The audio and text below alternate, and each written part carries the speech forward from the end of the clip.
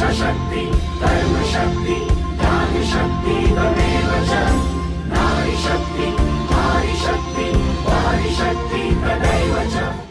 नमस्कार, आप देख रहे हैं न्यूज़ 11 भारत और मैं हूं आपके साथ है ट्विंकल गुप्ता। कहते हैं विपदाओं को हरने वाली कालरात्रि हो या शांति का प्रतीक महागौरी, सब नारी का ही स्वरूप है और महिलाओं के इस सम्मान की परंपरा को जीवंत रखने के लिए नवरात्रि के इस पर्व का बहुत महत्व है और यही कारण है कि न्यूज़ 11 भारत इस पर्व को, इस महापर्व को नारी सशक्तिकरण को समर्पित कर रहा है और नारी सशक्तिकरण के रूप में सेलिब्रेट कर रहा है। तो स्वागत है आपका हमारे इस खास कार्यक्रम में। इच्छा शक्ति कर्म शक्ति ज्ञान शक्ति तमेव च नारी शक्ति नारी शक्ति वारी शक्ति तदैव च। नारी कभी देश रक्षा में सेना में तैनात रहती हैं तो कभी डॉक्टर बनकर लोगों को जीवन देती हैं।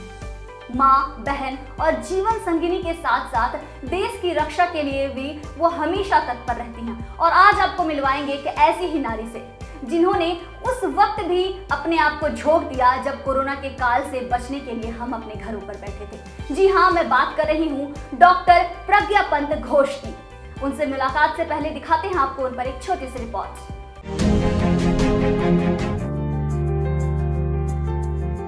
मुट्ठी में बंद लेके सारा जहां, कदमों के आसमां पे छोड़े निशान, सपने सतरंग ले हवा के संग संग, थामे है डोर डस आंधी तूफान।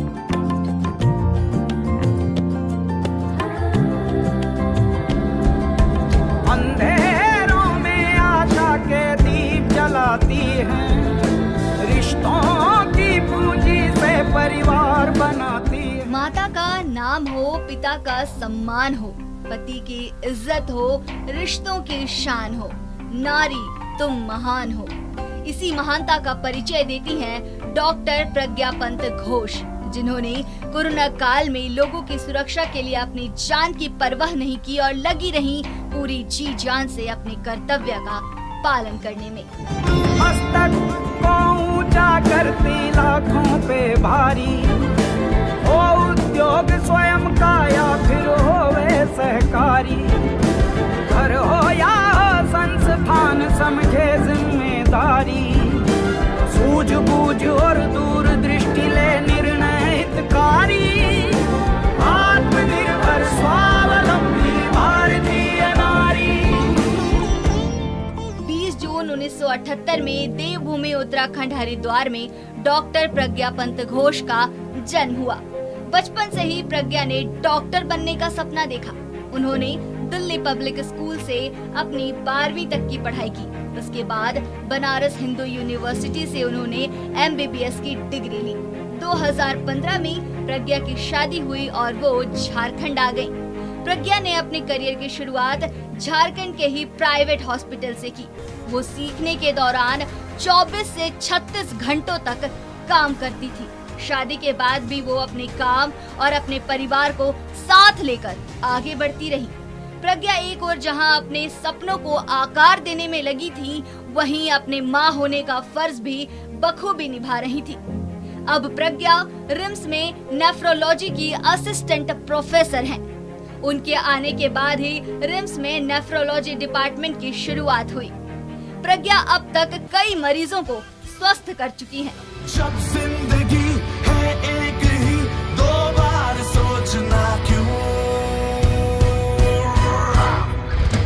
मैं परिंदा क्यों बनूं, मुझे आसमां बनना है, मैं एक पन्ना क्यों रहूं, मुझे दास्तां बनना है, मैं परिंदा क्यों बनूं, मुझे आसमां बनना है। जिस तरह हर परिस्थिति में प्रज्ञा पंत घोष ने हिम्मत दिखाई है, वो हर एक नारी के अंदर आगे बढ़ने का जोश भरता है।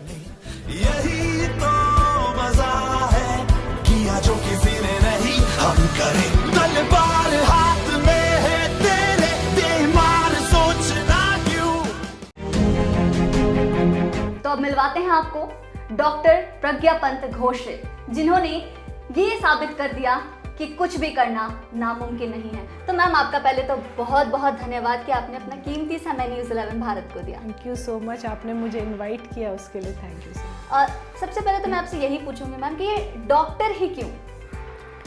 डॉक्टर इसलिए तब तो बहुत छोटे थे और बाय चांस मैं जहाँ पली बड़ी हूँ वहाँ पे बहुत डॉक्टर होते नहीं थे। वो एक कॉलोनी थी, इंजीनियर्स की कॉलोनी थी, तो ज़्यादातर बच्चे इंजीनियरिंग करना चाहते थे। बट मुझे वो चीज़ थोड़ी सी बचपन से ही मैकेनिकल लगी। आप जब अल्टीमेटली अपने प्रोफेशन में लैंड करेंगे और आप कुछ और, डॉक्टर्स जो हैं डायरेक्टली मानव से इंटरेक्ट करते हैं, इंसानों से इंटरेक्ट करते हैं। बाकी किसी भी प्रोफेशन में जाएंगे तो ज़्यादातर प्रोफेशन में आपको कृत्रिम वर्ल्ड से इंटरेक्ट करना है, चाहे आप फाइनेंसेस में जाओ, चाहे आप इंजीनियर बनो।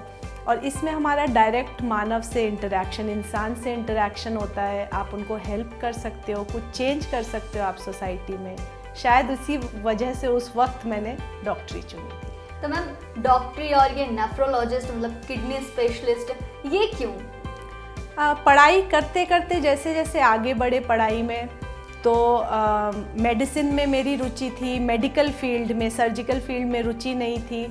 जब हम इंटर्नशिप में थे तब देखते थे कि पेशेंट इतनी बुरी स्थिति में आया और जो हमारे कंसल्टेंट्स होते थे ऐसा ट्रीटमेंट किया कि वो अगले दिन बच्चा हो या बड़ा हो बैठ गया, तो बहुत feeling of satisfaction.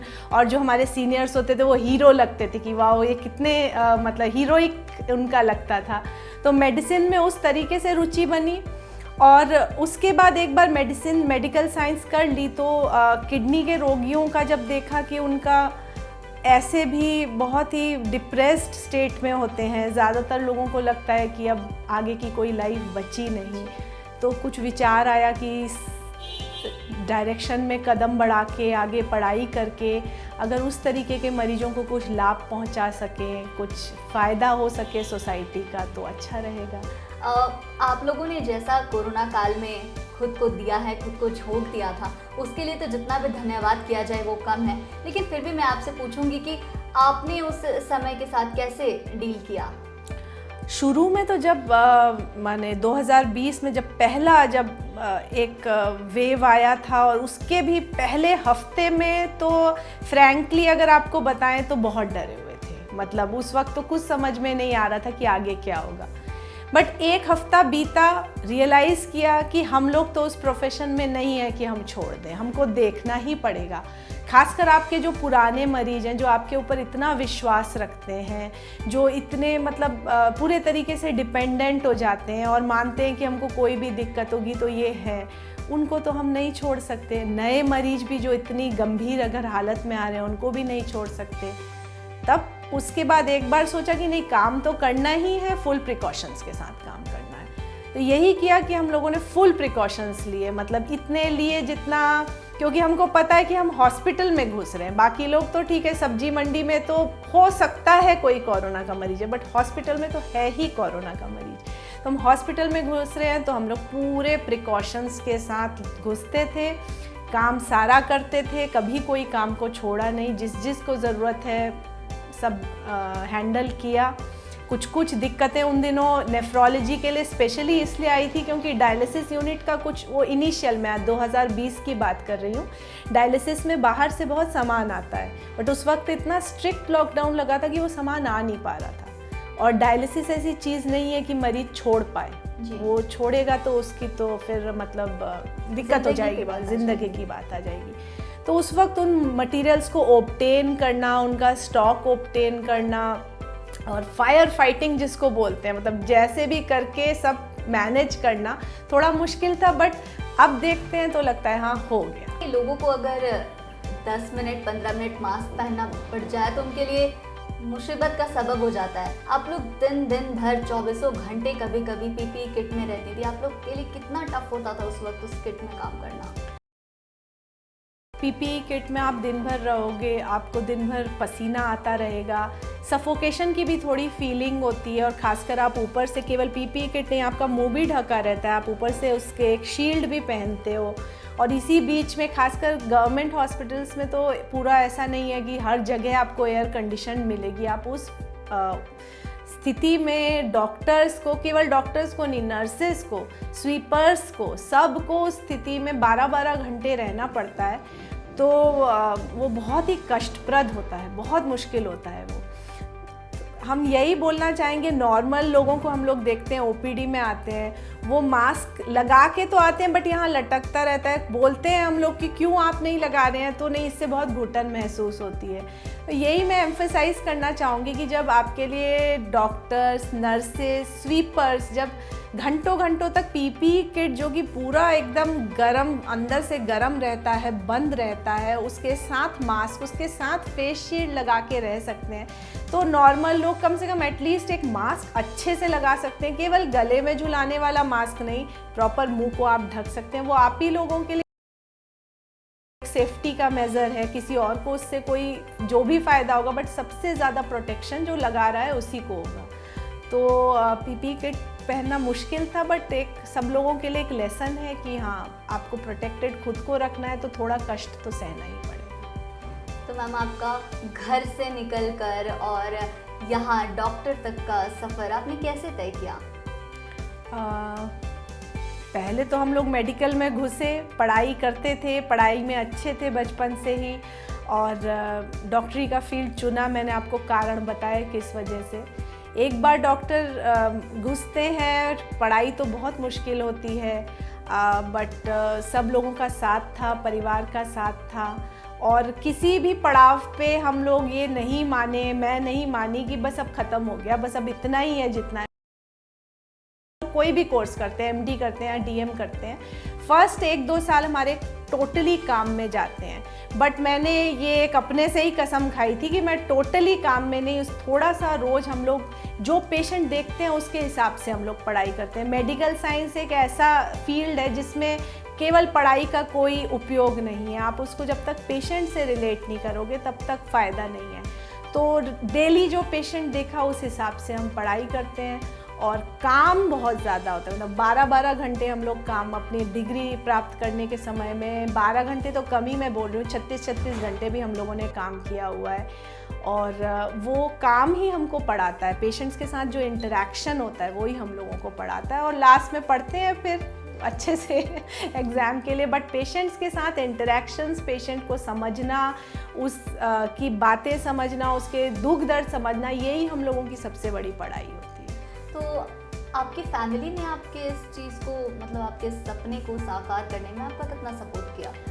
Support in fact मेरे को, जो मैं नेफ्रोलॉजी में आई हूँ, ये तो मैं बोलूँगी कि मेरे हस्बैंड ने ही मेरे को, मैंने अब मेरी बेटी हो चुकी थी तब मैं नेफ्रोलॉजी की डिग्री कर रही हूँ, तो जब मैं घुसी थी तब मैं बहुत टेंस थी कि मैं इसको कर भी पाऊँगी कि नहीं कर पाऊँगी, क्योंकि बेटी थी, छोटी थी काफ़ी, तब 3-4 साल की थी, बट मेरे हस्बैंड ने मुझे ये भरोसा दिया कि कर तुम लोगी, हट जाओगी तो वो हमेशा के लिए अपॉर्चुनिटी गई, अब घुसी हो तो पूरा ईमानदारी से उस चीज़ को फॉलो करो और तुम कर लोगी। तो ये तो हुई कि प्रज्ञा पंत घोष की फैमिली ने उनके हर एक पड़ाव में किस तरीके से उनका साथ दिया और आज वो यहाँ पहुँचे, लेकिन अब जानते हैं कि उनकी फैमिली इनके बारे में क्या कहती है।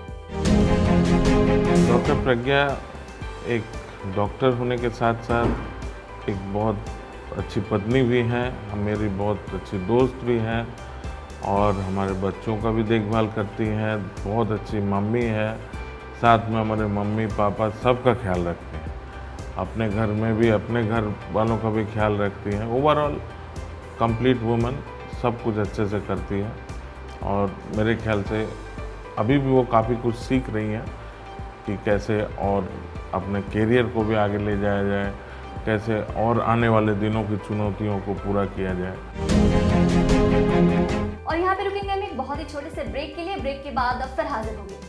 इच्छा शक्ति, कर्म शक्ति, ज्ञान शक्ति, तमेव च नारी शक्ति, नारी शक्ति, वारी शक्ति, तदैव च इच्छा शक्ति, कर्म शक्ति, ज्ञान शक्ति, तमेव च नारी शक्ति, नारी शक्ति, वारी तो ब्रेक के बाद आपका फिर से स्वागत है और हमारे साथ हैं डॉक्टर प्रज्ञा पंत घोष। मैडम, इससे पहले हम आपसे पूछा था कि आपकी फैमिली ने आपको कैसे सपोर्ट किया और आपकी फैमिली ने भी बताया कि आपने उन्हें कैसे सपोर्ट किया। तो सच आप एक बहुत ही आउटस्टैंडिंग लेडी हैं जिनसे सभी को सीखना चाहिए कि कैसे अपने हेडल्स को पार करते हुए, कैसे अपने बंदिशों को पार करते हुए आगे बढ़ना है और एक सक्सेसफुल लेडी की तरह काम करना है। हम आपके प्रोफेशन में जैसा माहौल आज है उस वक्त तो ज़रूर नहीं रहा होगा जब आपने नई ज्वाइनिंग की होगी। तो आपको उस वक्त कभी ऐसा लगा कि एक नारी होने के कारण आपको कुछ भेदभाव का सामना करना पड़ा, या फिर आपको कुछ ऐसी फीलिंग हुई कि हाँ शायद ये चीज़ें अगर मैं एक पुरुष होती तो ज़्यादा आसान होता मेरे लिए? नारियों के लिए मुश्किल होता है एक तो नेटवर्किंग करना। एक महिला के तौर पे जब मैं इस फील्ड में आई तो मुझे जो सबसे मुश्किल लगी वो दो बातें लगी।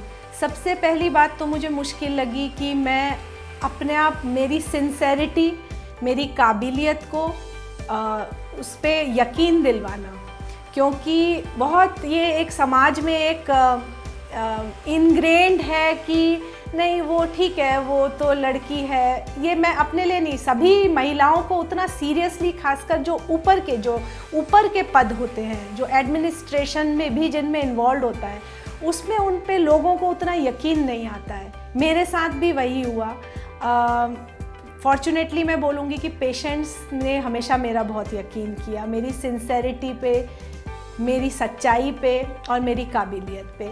बट सहयोगी लोगों को भी ये यकीन दिलाना कि हाँ मैं काबिल हूँ, मैं हैंडल कर सकती हूँ, मैं टफ़ सिचुएशंस को भी हैंडल कर सकती हूँ, उसमें टाइम लगा। बट जैसे मैंने पहले बोला कि आप एक एक पड़ाव पार करते हो तो आपको खुद में यकीन आता है, वैसे ही जब आप एक एक पड़ाव पार करते हो तो दूसरे भी आप पे यकीन शुरू कर देते हैं। तो मेरे साथ भी वही हुआ।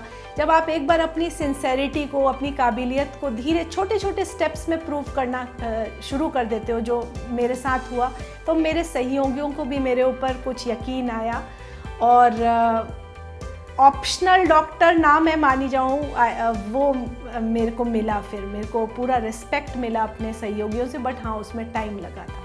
एक चीज़ें हो जाती है कि अपने काम को करना, और एक चीज़ हो जाती है कि नारी होकर उस काम को करना। बिल्कुल, चीज़ों में थोड़ी सी अंतर तो आ ही जाती है। बिल्कुल, क्योंकि नारियों को बहुत सारे हर्डल्स, एक्स्ट्रा हर्डल्स जो पुरुषों को नहीं मिलते हैं। कुछ कठिनाइयाँ पुरुषों को भी मिलती हैं बट वो महिलाओं को भी मिलती है। बट कुछ ऐसे हर्डल्स होते हैं जो उन लोगों को नहीं मिलते हैं, वो हम लोगों को अलग से मिलते हैं, बट करना पड़ता है पार। उस सिचुएशन में भी खुद को प्रूव करना पड़ता है। जी। तो अब तक आपने बहुत सारे मरीजों को ठीक किया होगा, उनको जीवन दिया होगा, तो आपके लिए इस पूरी सफ़र में सबसे यादगार कौन सा मरीज़, कौन सा ऐसा केस आपके लिए सबसे ज़्यादा यादगार रहा? जब हम लोग किसी पेशेंट के ऊपर मेहनत करते हैं तो हम पेशेंट के अटेंडेंट की भी मेहनत बहुत ज़रूरी होती है। किडनी के मरीज यूजुअली इतने बीमार होते हैं कि वो लोग खुद तो, या एकदम परेशान हो जाते हैं, डेज्ड हो जाते हैं, उनको खुद तो वो लोग कुछ नहीं कर पाते हैं। तो ऐसे ही एक मरीज को मुझे आज भी याद है। इनफैक्ट उस मरीज को के अटेंडेंट को बेटा था, उनका खुद ही बताता था कि पापा के साथ, शायद वो हज़ारीबाग का रहने वाला था, और पापा के साथ इतनी दोस्ती थी कि स्कूटर के में ही वो दोनों पटना तक चले जाते थे। पापा बहुत ही ओबीस थे उसके, मुझे याद है वो छोटे से थे और 110 किलो के होंगे, और उस फिज़ीक के साथ वो इतने बीमार थे कि उनका बीपी नहीं था, शॉक में थे, वेंटिलेटर पे थे। हमने भी बोल दिया था, डायलिसिस भी चल रही थी, क्योंकि एक बार वेंटिलेटर पे जाता है मरीज सारे अंग ही जवाब दे देते हैं। तो हम लोगों ने उसको समझाया था कि अब शायद नहीं हो पाएगा, बट उसने हिम्मत नहीं हारी। और आप अगर मेडिकली देखिए तो उस पेशेंट की सर्वाइवल का चांस सिर्फ 5% था, लेकिन शायद वो जो लड़का था, बच्चा था, उसकी जो बोलते हैं विश्वास था, या उसकी मेहनत थी, उसकी पॉजिटिविटी थी कि वो अपने ऊपर भी विश्वास करता था, हम पर भी विश्वास करता था कि जो हम कर रहे हैं वो सही के लिए ही कर रहे होंगे।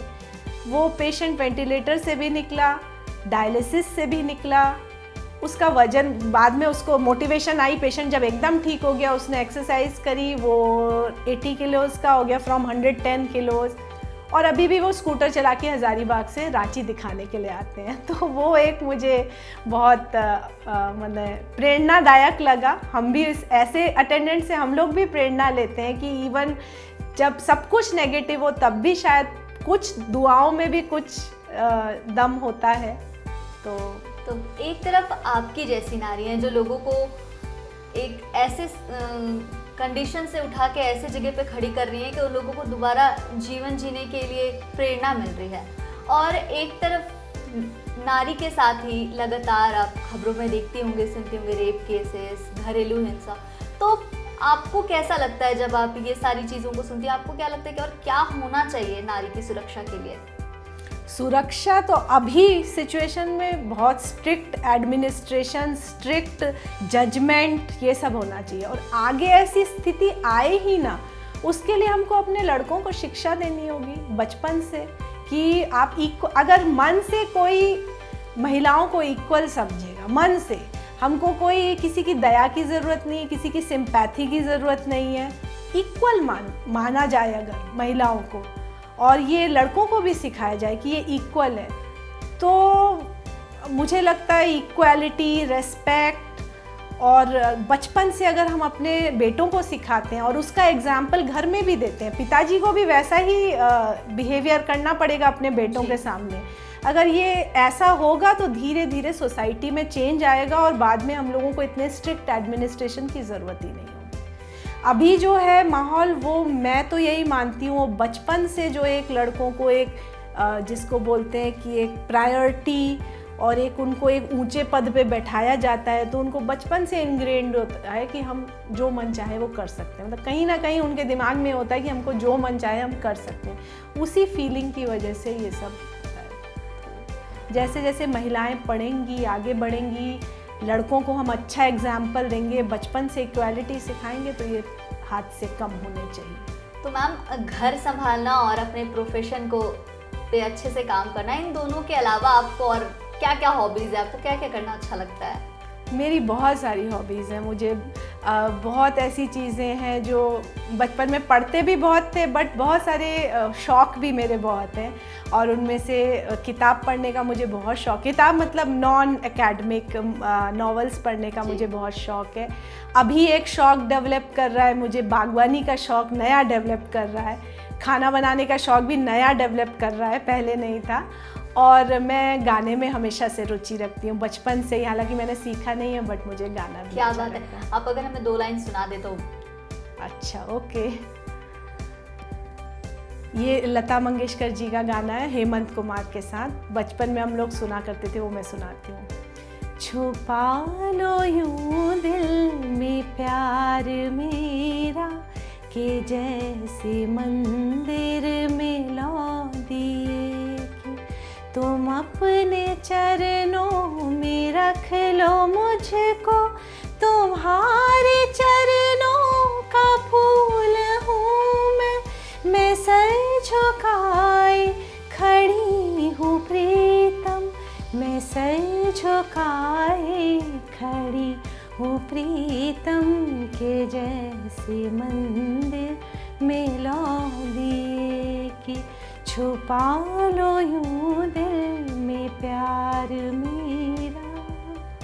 क्या बात है मैम, क्या बात है। मैं तो बिल्कुल खो ही गई थी और शायद हमारे दर्शक भी खो गए होंगे।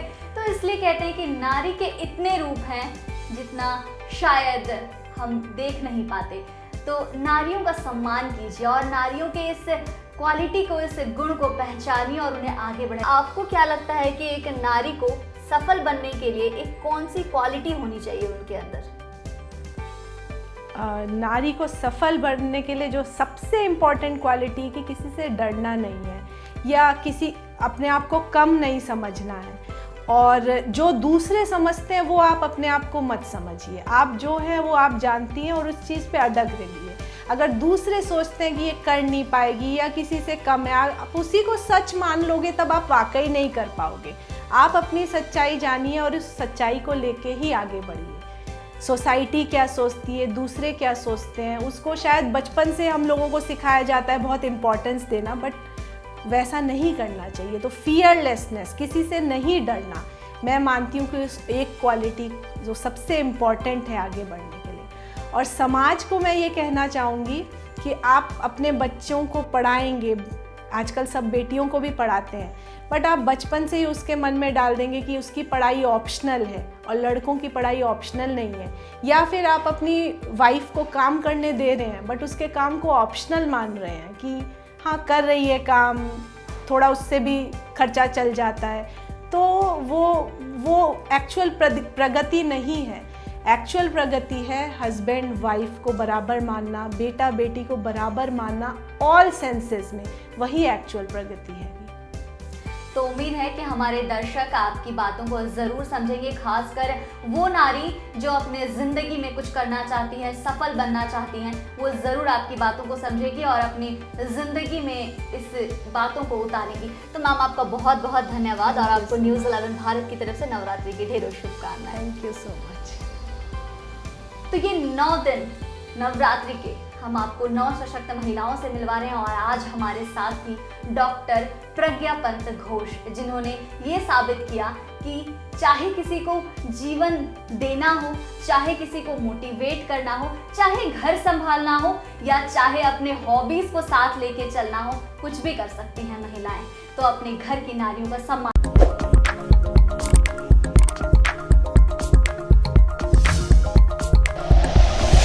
Like and share videos, subscribe करें हमारा चैनल और प्रेस करें बेल आइकॉन। न्यूज़ 11 भारत, सच है तो दिखेगा।